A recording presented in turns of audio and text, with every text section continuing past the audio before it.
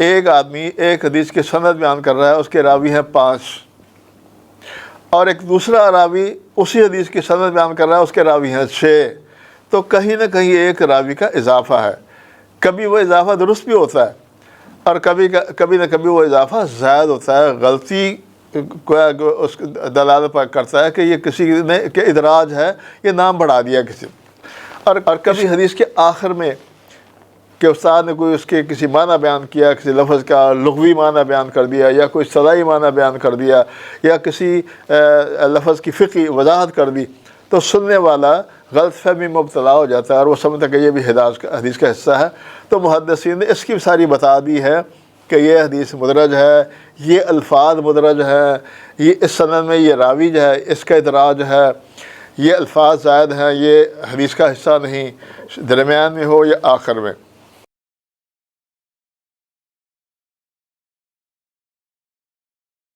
ان الحمد للہ نحمده ونستعینه ونستغفره ونؤمن به ونتوکل علیہ ونعوذ باللہ من شرور انفسنا ومن سیئات اعمالنا من يهده الله فلا مضل له ومن يضلل فلا هادي له اشهد ان لا الہ الا اللہ وحدہ لا شریک له واشهد ان محمدا عبدہ ورسولہ اما بعد۔ آج کی ہماری درس کا اور گفتگو کا موضوع یہ ہے حدیث المعلل۔ اس کو معلول بھی کہتے ہیں اس روایت کو۔ تو اگر اس کی سند میں کوئی ایسا راوی ہو جس کو وہم کی بیماری ہو تو اس کی حدیث کو ہم کہتے ہیں المعلل۔ اور جو طعن کے اسباب ہیں راوی کے بارے میں، ان میں سے جو چھٹا سبب ہے وہ ہے راوی کو وہم ہو جانا، اور اس راوی کی روایت کو ہم کہتے ہیں معلل۔ معلل علت میں سے ہے، علت کہتے ہیں بیماری کو، جیسے ہماری زبان میں بھی کہا جاتا ہے علیل، بیمار ہے وہ۔ تو لیکن وہ ایسی علت ہوتی ہے جو مخفی ہوتی ہے، ایک جو علت ظاہری ہے، مثلا ایک راوی کذاب ہے تو اس کا ہمیں پتہ ہے، اور ایک راوی جو ہے اگر سند میں انقطاع ہے اس کا بھی ہمیں پتہ چل جائے گا۔ وہ جو ظاہری جو علتیں ہیں وہ تو ہر عام آدمی بھی اور عام طالب علم بھی اور عام عالم بھی وہ اس کے علم میں ہوتی ہے، وہ سمجھ آتا ہے کہ اگر ایک صحابی اللہ کے رسول سے بیان کرے گا ہم فوراً سمجھ جائیں گے کہ اس میں انقطاع ہے۔ کچھ علتیں ایسی ہوتی ہیں جو بڑے ماہر قسم کے محدثین ہوتے ہیں وہی بیان کرتے ہیں اور انہی کو سمجھ آتی ہیں، عام آدمی کو وہ علت سمجھ میں نہیں آتی۔ ظاہری طور پر وہ جو سند ہوتی ہے متصل ہوتی ہے اور ظاہری طور پر تمام راوی ثقہ ہوتے ہیں، تو ایسی لیکن اس میں کوئی ایسی علت خفیہ پائی جاتی ہے جو بڑے بڑے ماہر قسم کے محدثین ہیں، جیسے امام بخاری رحمہ اللہ ہے، امام احمد حنبل رحمہ اللہ ہے، ابو حاتم ہے، امام دارقطنی ہے، تو یہ ہمیں بتاتے ہیں۔ تو اس کی مثال یوں سمجھ لیں کہ جیسے آپ کے پاس سونا ہونا، کسی سونار کے پاس جائیں اور وہ آپ کو دیکھ کر بتا دے گا کہ اس میں کھوٹ ہے، لیکن جب اس سے آپ پوچھیں نا آپ کے پاس دلیل کیا ہے اس کی، وہ کہے گا یہ مجھے نہیں پتہ۔ اسی طرح جو حدیث کے ماہر امام ہوتے ہیں وہ حدیث اور متن دیکھ کر ہی بتا دیتے ہیں کہ اس میں کوئی نہ کوئی علت اور بیماری ہے اور یہ روایت معلل ہے۔ اور اس موضوع پر پھر بہت سے محدثین نے کتابیں لکھنی، کتاب علل کے نام سے، امام دارقطنی کی کتاب ہے، امام بخاری کی کتاب ہے، امام احمد حنبل کی کتاب ہے، اور دیگر ابن مدینی ماہر تھے علتوں کے جاننے کے حوالے سے۔ تو کبھی کبھی کوئی ایسی باریک جو ہے وہ علت وہ بتاتے ہیں ہمیں، اور وہ ماہرین ہی بتاتے ہیں۔ مثال کے طور پر اب سند متصل ہے، ہر شاگرد کی ملاقات اپنے استاد سے موجود ہے، لیکن کبھی ایسا ہوتا ہے کہ اب ایک اگر شاگرد نے استاد سے مثال کے طور پر کتاب الصلاۃ پڑھی،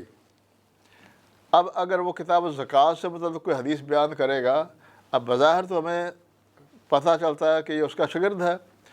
لیکن پھر وہ بڑے محدث بتاتے ہیں کہ اس شاگرد نے اپنے اس استاد سے کتاب الزکوٰۃ کا باب نہیں پڑھا۔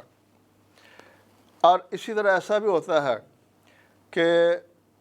اب استاد سے وہ پڑھتا ہے، جس دن استاد نے وہ حدیث بیان کی تھی اس وقت اس دن وہ طالب کلاس میں آیا ہی نہیں تھا۔ تو اب اسی وجہ سے محدثین نے بہت سے راویوں کے بارے میں بیان کر دیا ہے کہ اگر فلاں راوی فلاں شیخ سے ان 4 روایتوں کے علاوہ کوئی روایت بیان کرے گا تو وہ ثابت نہیں ہے۔ وہ پھر بتاتے ہیں کہ فلاں روایت فلاں روایت فلاں روایت، یا کبھی اس کے جو کلاس فیل ہوتے ہیں وہ بتا دیتے ہیں کہ جس دن ہمارے استاد نے یہ حدیث پڑھائی تھی اس وقت تو یہ ہمارا ساتھی کلاس میں آیا ہی نہیں تھا۔ اب ظاہری طور پر وہ شاگرد بھی ہے، درس میں آتا بھی ہے،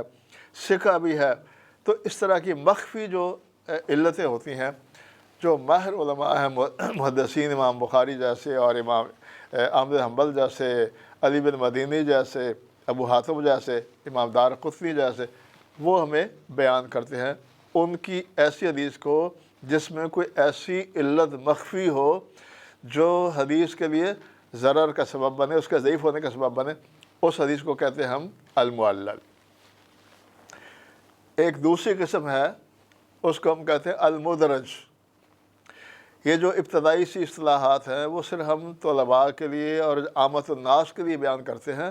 تاکہ کسی وعظ میں یا خطبے میں یا کسی درس حدیث کے دوران اگر کوئی استاد یا کوئی شیخ جو ہے وہ یہ اصطلاحات استعمال کرے تو عام آدمی کو سمجھ آ جائے کہ معلل کیا ہوتی ہے، مدرج کیا ہوتی ہے، مرفوع کیا ہوتی ہے، مرسل کیا ہوتی ہے، مقطوع کیا ہوتی ہے۔ اسی وجہ سے ہم یہ سادہ سی تعریفات یہ ساری کی ساری ہم پر اس درس میں بیان کرتے ہیں۔ ایک قسم ہے المدرج،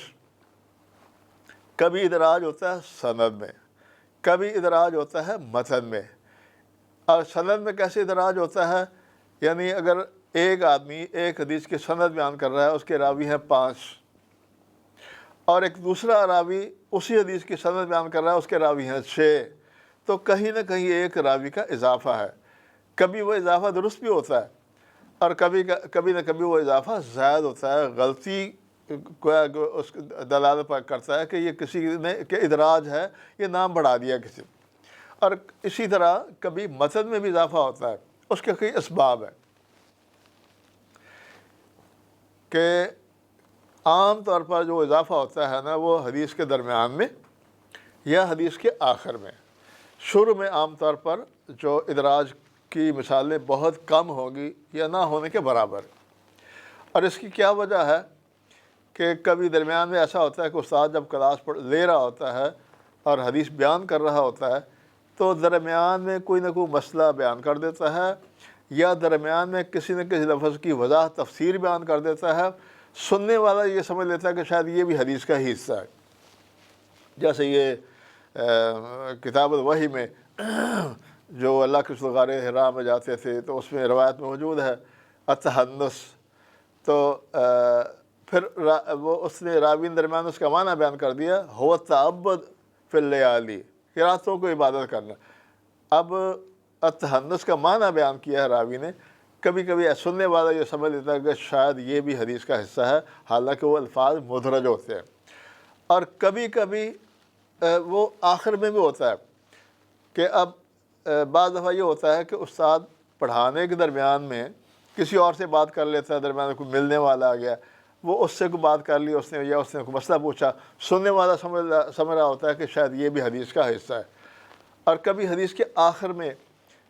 کہ استاد نے کوئی اس کے کسی معنی بیان کیا، کسی لفظ کا لغوی معنی بیان کر دیا، یا کوئی اصطلاحی معنی بیان کر دیا، یا کسی لفظ کی فقہی وضاحت کر دی، تو سننے والا غلط فہمی مبتلا ہو جاتا ہے اور وہ سمجھتا ہے کہ یہ بھی حدیث کا حصہ ہے۔ تو محدثین نے اس کی ساری بتا دی ہے کہ یہ حدیث مدرج ہے، یہ الفاظ مدرج ہیں، یہ اس سند میں یہ راوی جو ہے اس کا ادراج ہے، یہ الفاظ زائد ہیں، یہ حدیث کا حصہ نہیں،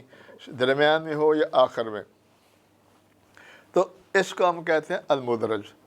مدرج کے جو زائد الفاظ ہوتے ہیں، اضافہ ہوتا ہے، وہ حدیث کا حصہ نہیں ہوتے. ہم اس کو کہتے ہیں بھی یہ تو حدیث کا حصہ نہیں ہے، باقی حدیث وہ صحیح ہوتی ہے کبھی. اور اسی طرح ایک قسم ہے المقلوب، کہ الفاظ بدلے جاتے ہیں. کبھی متن میں بھی ایسا ہو جاتا ہے، سند میں بھی ایسا ہو جاتا ہے کہ اب مثال کے طور پر ایک راوی کا نام تھا محمد بن زید، اور کسی نے جب سند بیان کی اس نے کہہ دیا زید بن محمد، کو نام کا آگے پیچھے ہو گیا. کبھی زیادہ تر جو ایک قلب ہے، یعنی پلٹا دینا، قلب کے معنی پلٹا دینا، آگے پیچھے کر دینا، تو کبھی کبھی متن میں بھی ہوتا ہے. اب جیسے حدیث ہے صحیح بخاری میں ہے اور مسلم میں، وہ 7 لوگ جو قیامت کے روز عرش کے سائے کے نیچے ہوں گے، ان میں سے ایک آدمی کے بارے میں آپ نے فرمایا، عام جو روایات اس میں یہ الفاظ ہیں، مسلم میں یہ الفاظ موجود ہیں، وَرَجُلٌ تَصَدَّقَ بِصَدَقَةٍ فَأَخْفَاهَا، کہ کوئی آدمی صدقہ، وہ شخص جو صدقہ کرے اسے چھپا کر صدقہ کیا، حَتَّى لَا تَعْلَمَ يَمِينُهُ مَا تُنْفِقُ شِمَالُهُ. یہ مسلم کے الفاظ ہیں. اس میں قلب ہے. اس کی قلب یہ ہے کہ آدمی خرچ تو کرتا ہے دائیں ہاتھ سے. تو جو صحیح الفاظ ہیں دوسری کتابوں میں، بخاری میں اور حدیث کی کتابوں میں،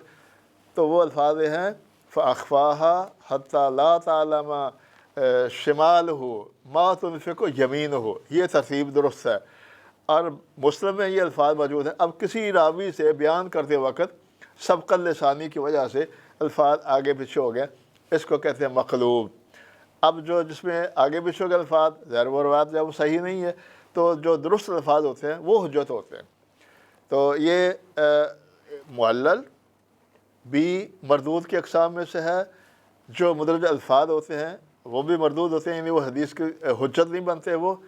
اسی طرح جو ادراج ہوتا ہے، کوئی قلب ہوتا ہے، آگے بھی جو الفاظ ہو جاتے ہیں، تو ہم اس کا وہ معنی لیں گے جو درست جو اس کے الفاظ ہوتے ہیں. یہی حدیث جو ہے بخاری میں دیگر کتاب موجود ہے، اور وہاں پر یہ الفاظ ہیں حتیٰ لا تعلم شمالہ ما تنفق یمینہ، یہ درست الفاظ ہے. تو اس طرح اور جو باقی جو اضطرابات کی قسمیں ہیں وہ ہم اگلے درس میں بیان کریں گے.